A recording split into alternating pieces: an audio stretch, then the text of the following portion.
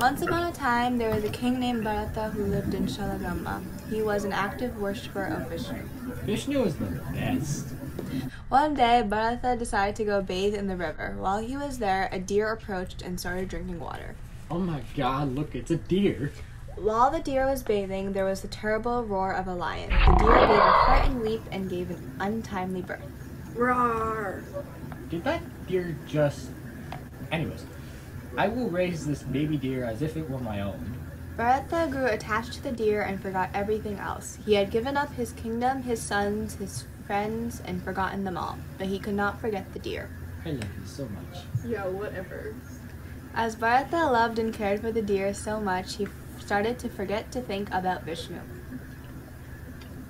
Vishnu who?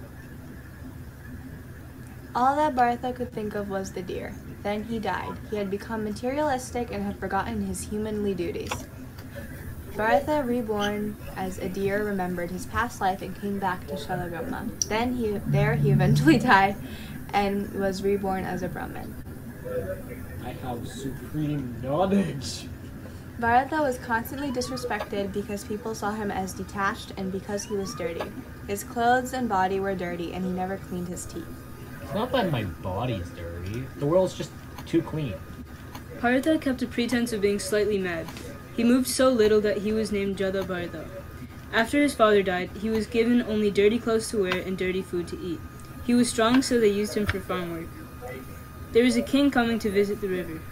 Gosh darn, I need help carrying this palaki.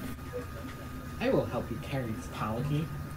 However, Bharata was walking slower than the other person carrying the palaki. What's the matter? Why are you tired? Can't you carry this much? You look quite strong. Bharata says, who am I and who are you? What you have seen is only my body and your body. I am not my body and you are not your body. Our atmas or souls are what we really are. My atma is not strong or tired, nor is it carrying the palaki upon its shoulders. Upon hearing this, the king got off the palaki and fell at his feet. He asked him who he really was, because such extraordinary and wise words could not be said by a normal person. I must know who you are. Bharata then told him the truth about the soul. The soul is never destroyed and takes different bodies from one life to another. This is the Jivatman. In addition, there is the Paramatman, which means Vishnu is everywhere.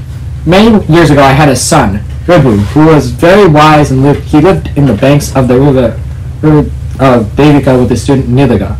His student was not ready for supreme knowledge, so he sent him to the city while Ribu stayed in the forest. One day, my son decided to pay his student a visit, and Niliga offered him food. What have you got to eat? Is it clean food? I have rice and cereals and fruit and sweets, replied Nidhiga. That is unclean food. Make me rice pudding, curds, and wine. Nidhiga asked his wife to prepare the desired food. The food was prepared and Ribu had had his fill. Are you content now? Asked Nidhiga. Where are you going and why did you come here? Those who are hungry become content on eating food. I was not hungry, so the question of my being content after eating does not arise. Why ask me a silly question? The body feels hungry. I do not. I am not the body. You asked me where I was going and why did I come here. These are meaningless questions. My soul is everywhere. It cannot go or come. I am not really what you see, nor are you what I see. I did not care at all about what you gave me to eat. I said all that just to see what you would say. Since all food is made of the same elements, it all tastes alike. Learn this, for this is true knowledge. Nidhiga bows down. Thank you for blessing me with this knowledge. 1,000 years later, he came back to visit Nidhiga and found him eating grass and straw. He didn't mix with other people and had become frail and thin.